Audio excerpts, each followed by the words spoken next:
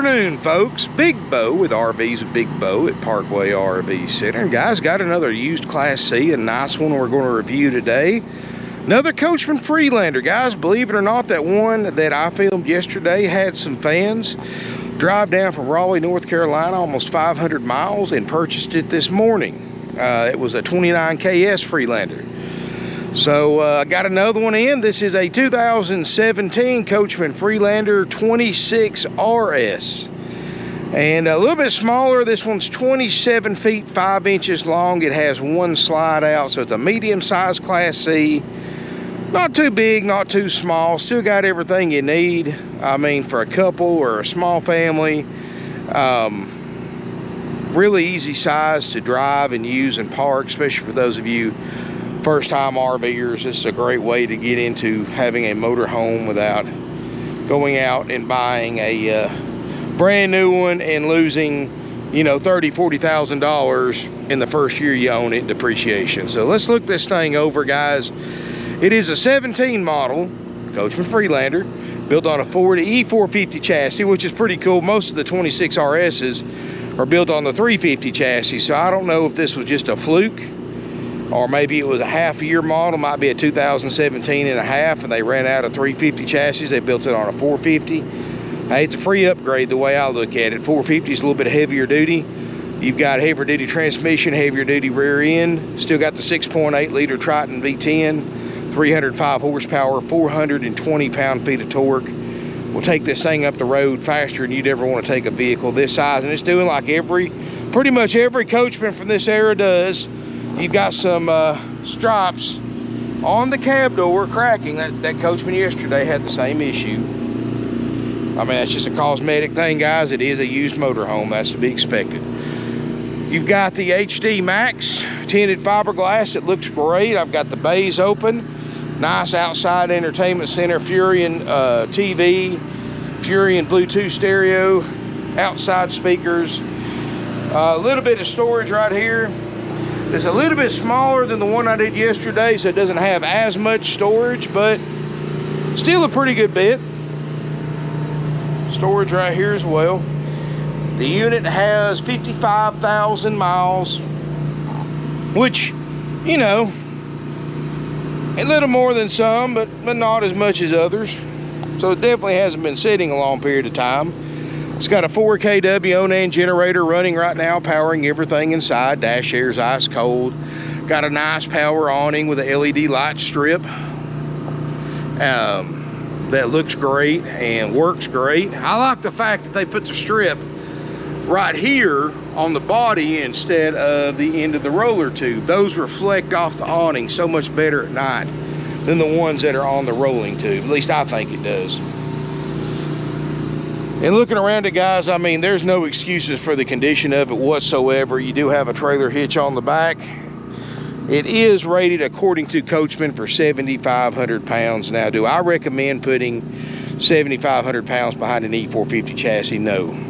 Not with my 25 plus years of experience. I think that's a little too much weight for just a standard Class C motorhome. 5,500, 6,000 max would be the most. If this was my motorhome, that's the most I would personally tow behind it. But hey, if you buy it at your motorhome, you do what you want. That's what the specs say. I just don't agree with them. So, you know, you take it how you will. That's just my advice. Do have a nice slide topper on the slide out. I like the fact you only got one small slide out, so easier to get into smaller places. 6-gallon DSI water heater. I left the door up so you can see it. 4 kW Onan generator. A little quieter when the door's shut. Got a furnace. Got the TPO roof. Cabover looks great. It does have all-terrain tires on the front, and I'm not a big fan of all-terrain tires on Class C. Obviously, this is not the original tires, so tires are newer than the RV. It doesn't have OEM tires. We'll drive it and see. I mean, they're okay on the back, but, you know, if we drive this thing and I don't like the way they drive in the front, I may replace the front tires for you. I don't know yet. I'll just have to see how they drive first. I just never have been a big fan of all-terrain tires on a Class C. You're not going to take a vehicle this size off-road. It's like four-wheel drive Class C's. you know, this size. That's the biggest waste of money, more maintenance and more money. It's just a total waste. You're not going to go off-roading in a 27.5-foot Class C motorhome, guys. You're going to tear something up. Something this big, this tall is not meant to go off-road. And you know, you can go, I mean, going through a field or a campground is totally different. I mean, you can do that with this thing just like it is, but even with street tires on it. But you're not going to go mudding in a, using a southern term, mudding in a Class C motorhome. Anyway, let's look inside. It's got a really nice interior with no smoke or pet odors. And as we step inside, one thing I want to point out, this is one of the very few Class C motorhome that is actually equipped for a single child car seat. It's got the tether right here. It is for a forward-facing car seat, of course. Contrary to popular belief, guys, and I catch a lot of heat for this when I say this, but guys, I don't want to sell it. I'm not going to put any child's life at risk by giving false information about this to sell 1,000 RVs. It's not worth it. Guys, majority of motorhomes are not safe for children's car seats, period.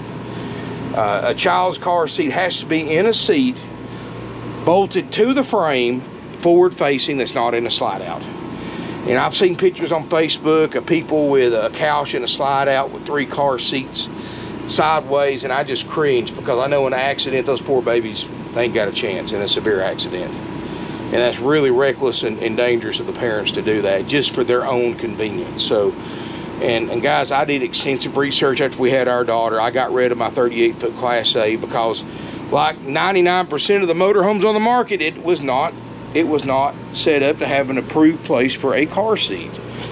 So I bought a 25-foot Class B plus style Class C, and that was one of the few out there that had a place for a car seat, and this one does too. So, and if you got questions about car seats in motorhomes, guys, you know, and I hate to tell you guys, if you've got more than one child that requires to be in a car seat, they don't make a motorhome that you can put 2 car seats in.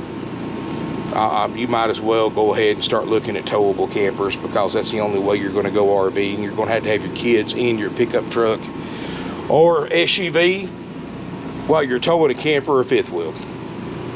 I hate to be the bearer of bad news, guys, but if you try to do anything else, you're endangering your children's lives in case of an accident. And yeah, I know, when I was a kid, of course, when I was a kid, we didn't have car seats. I mean, we rode, heck, my grandparents had Class C's, and we rode up here in the Cabover going down the road 75 miles an hour. I mean, or 70. That's about as fast as most motorhomes would do back then, but we didn't know better, and we didn't have near as many drivers on the road today and near as many distracted drivers on cell phones and screens and everything else like we do today either. So, you know, please be careful. If you want, and I've actually contacted the NHTCA, fire departments, police departments, and multiple agencies. I actually got some really good information about car seats and RVs. You know, feel free. I'm not in sales. I'm not going to try to sell you anything. I'm just going to tell you the truth. You can reach out to me on my email, bo@parkwayrvcenter.com, and I'll give you the correct information. What you read on social media is so misguiding and so untruthful, it's not even funny. And I'll just tell it to you like it is, guys. You ask your average RV salesperson, hey, what's the deal with RVs and car seats? Most of them's going to scratch your head or just flat out lie to you to sell you an RV, guys. I'm not going to do that. This one is just one of the very few that you can actually put a single car seat in. Now, one thing I do want to point out, the previous owners did leave some seat covers on these seats, but these are not the flaking furniture seats. These are cloth seats. They look good underneath them, so which is, I guess they just wanted to preserve them. So I'm going to leave them on there. If you want to take them off, just let your salesperson know. We'll take them off for you, but once you take them off, there's no putting them back on. So let that be buyer's choice. Leave them on or leave them off. I guess they wanted the leather feel. That's why they put them on there. Dash air is ice cold. You got 55,253.6 miles and no check engine lights, no warning lights. Touchscreen stereo, sounds great. Backup camera works great. Cab over, everything looks good. Dash looks good. Plastics look good up here. I mean, everything's just like it's supposed to be. Books and manuals are in here. Got a DVD player. Does have a little pop-up right here if you want to make your couch a little bigger. I can't do it one-handed. This pops up, and I've got a cushion up here in the Cabover that sits right there to make your couch a little bigger. And we'll go ahead and cut the motor off, because it's got a TV on a swivel mount that will not work if the motor is running. That way the driver's not looking up there and watching TV instead of driving. Remember what I said about distracted drivers? But the remote control and everything works, and I've got it set for local channels. So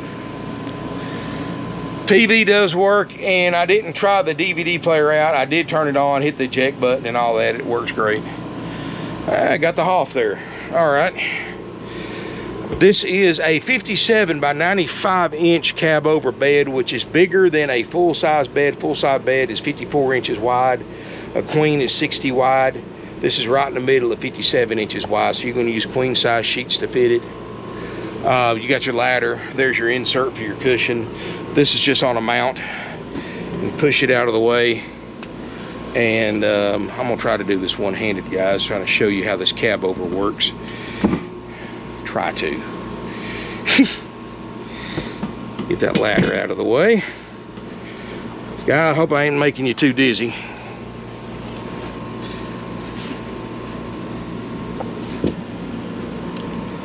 You do have the cargo netting.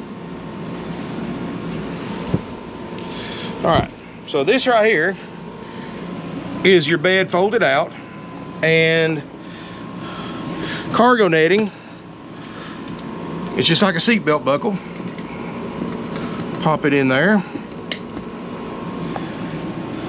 And this is actually handy for kids too. If you've got a couple kids sleeping up here and you don't want them to roll out, or your cargo, there you go. Pretty cool little feature. So table booth makes a bed, sofa makes a bed. Even though this is a mid-size Class C, it still sleeps up to 8 people. Got some overhead storage. You got an 82-inch tall ceiling height. Kitchen area looks good. 3-burner stove top, oven, microwave. 2-burner, I mean not 2-burner, two basin sink. Refrigerator, freezer, starting to get cold. I've had it on for a little while. Let's see. I mean, probably nowhere near operating temp. Takes these things 6 to 8 hours, but we're in the 30s, so obviously it works. Refrigerator, I mean, air conditioner. I mean, we're blowing 40s, 30s, no problem there. And in your slide out, of course, you've got a actual residential size 60 by 80 queen bed. Now, the only problem with this rear corner slide out is when this slide out is in, you cannot use your bed. So keep that in mind. But when it's in, you're not losing access to anything at all except your bed. So do have 60 by 80 queen bed. You do have a vortex fan for ventilation. If you are boondock camping, you don't want to run your generator, you just want some fresh air coming in. Your bathroom, rear corner bath, elongated toilet, sink, skylight, vent, everything here just like it should. Closet, big closet. Not bad.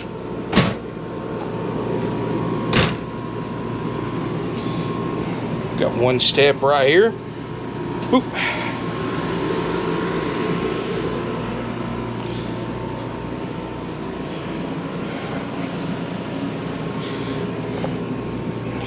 This unit is $59.9, haggle-free firm.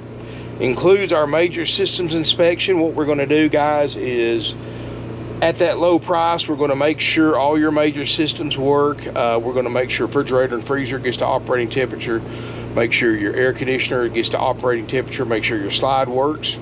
We're going to check your plumbing system, make sure all your faucets, spigots work, toilet. Make sure your water heater gets to operating temp, make sure your water pump works. Basically everything that can ruin your camping trip, we're going to make sure it works. Check your step, make sure it works. And we leave the Mickey Mouse stuff for you. So if, like, say for instance, whichever light in here works, let's just say for this instance this one didn't work, that'd be up to you to fix it or not fix it. Those cracks on the door, it's going to be sold with those cracks in the door. We can't make them brand new and sell them for the prices we sell them for, guys. You know, those cracks in the door and the striping, and that, if that light went out, that's not going to ruin your trip. Water heater not working, a refrigerator not working, slide out not working, that can ruin your trip. So we check all that at time of sale, make sure all that works. We don't check the awning, but the awning works. I went ahead and did the extra step of making sure those other systems work that we don't cover, like your awning, like your lights, all that stuff, give you in the TV and stuff like that, so you know it all works. And of course we check and make sure the drivability is good and all that. So, and if you got a question about that, give us a call, 706-965-7929. So this $59.9 haggle-free firm. We don't care if you bring cash. We don't care if you finance through your bank, through one of our banks. A lot of dealers charge more if you don't go through their banks, because they make so much money on financing, guys. They you know, you go through one of their lenders, they're marking the interest rate up 1%, 2%, maybe even 3%. I mean, if you come in, pay cash, or bring a cashier's check from your own bank, from RV loan, they're missing out on multiple thousands of dollars in profit. So they're obviously going to charge you more for the unit because you did that. That's wrong, but that's what they do. That's how they make their money. Guys, we're old school. We're a mom and pop independent dealer. We keep things easy, simple, and done. We have no fees, no upsells. It's $59.9 plus applicable sales tax. If you are a Georgia resident, and Georgia residents only, there's a $50 to $100 highway impact fee and a $40 to $50 tag and title fee depending on your county. That's it. Out of state, of course, doesn't pay the tag and title fee or the highway impact fee. It doesn't matter to us how you pay for it.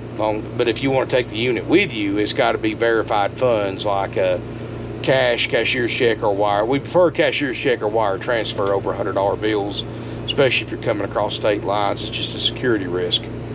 It's dangerous. But now, we're not going to turn it down if you bring us $100 bills, but we do ask that you do a cashier's check that we can verify, or wire transfer. And if you got questions about that, just call one of our salespeople. Do take trade-ins, and we have delivery service available for $2 a mile one way, or $1 a mile round trip. So what I'm going to do is, like I always do, I'm going to bring the room in and show you what it looks like with the slide out in. Then I'm going to get one of my salespeople. We're going to take it for a spin, a little test drive, see what it does, see how them tires do. And then, but in the meantime, guys, again, 706-965-7929 if you're interested. Thanks again for watching. See you in just a second with the slide out in. All right, everybody, got the slide out in. Pretty standard slide out procedure. Of course, as always, just simple safety precautions you want to take before bringing any slide out in. You want to go outside, make sure all your outside storage compartments are shut, latched, and locked, which they are. I've checked all that, just closed everything. Go ahead and put your awning in. Once you do all that, now if you don't have a slide topper, if you're parked underneath some trees at a campground, something like that, you want to make sure there's no leaves, sticks, debris that could have got on top of your slide out and would damage your slide out seal. You know, a handheld blower that runs off a drill battery, you know, DeWalt battery, DeWalt blower, anything like that would work. Or even a corded one that you can just plug into your outside plug-in and run over there will work as well. Or a broom and a ladder can do just as good too, if you want to be low-tech about it. But, you know, if you got a slide topper, of course, really not much worries there. But once you do all that, guys, you come inside.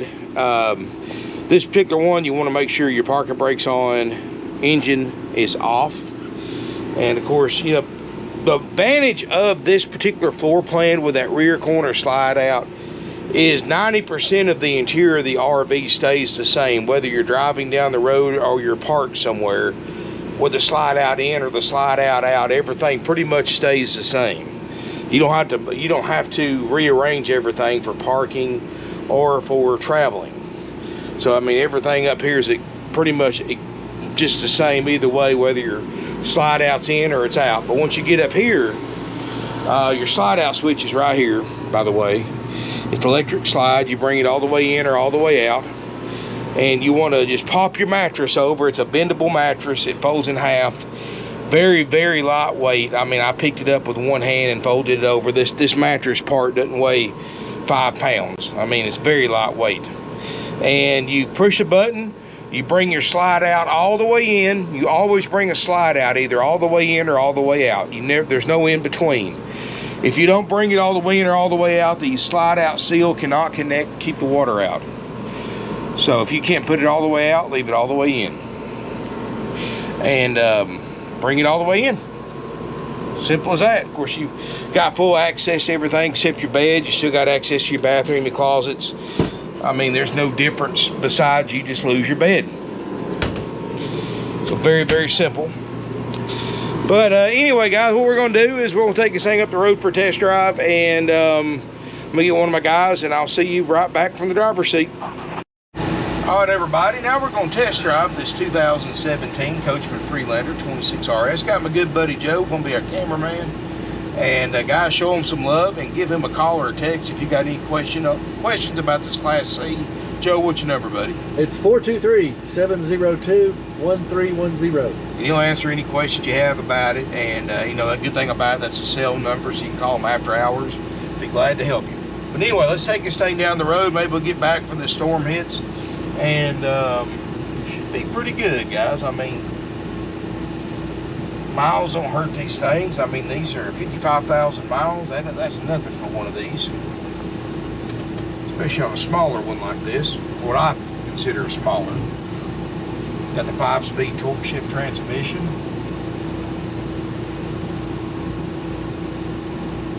And maybe we'll get out of here.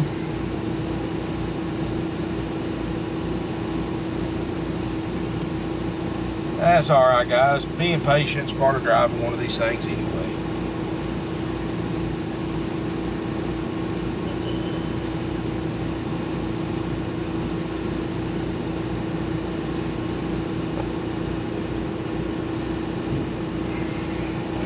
I'll pull out front of the truck.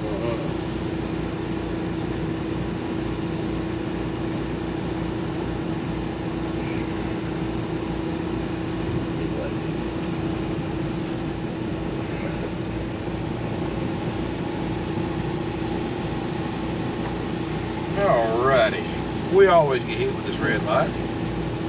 It's alright though.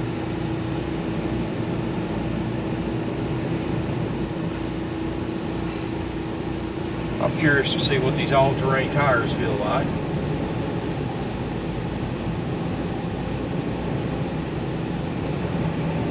Get around this truck. Got plenty of power.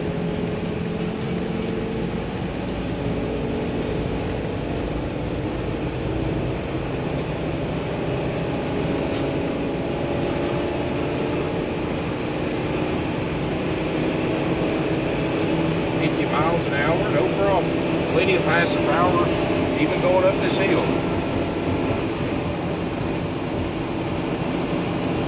You know, these tires aren't too bad. I mean, are they as smooth as like highway tread? No, but I mean, they're nothing that's not unbearable, or you know, it's still okay. I think we're all right with them.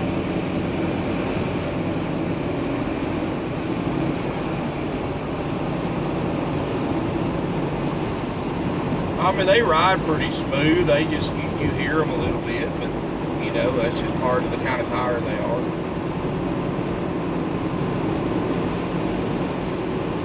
And we'll take it on the interstate, see what it does.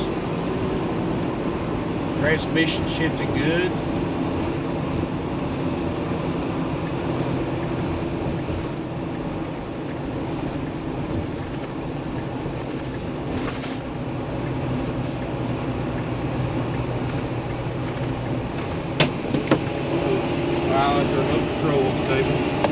Exactly what I did.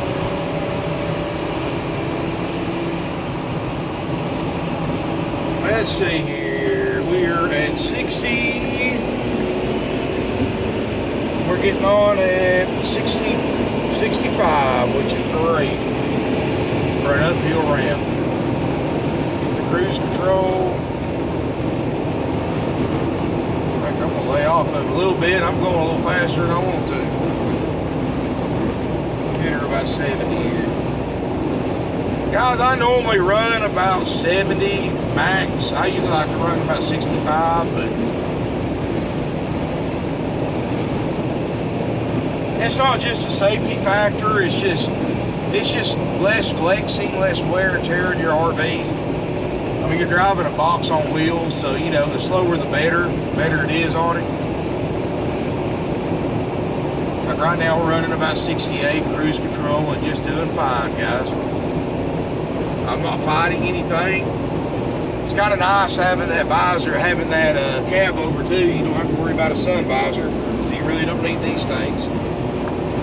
And we're starting to get a little rain. We'll hit the brakes here when we get off the exit.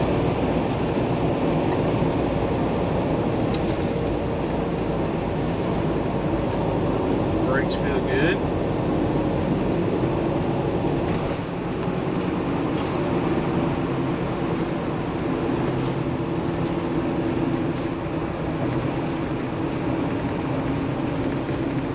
Well, guys,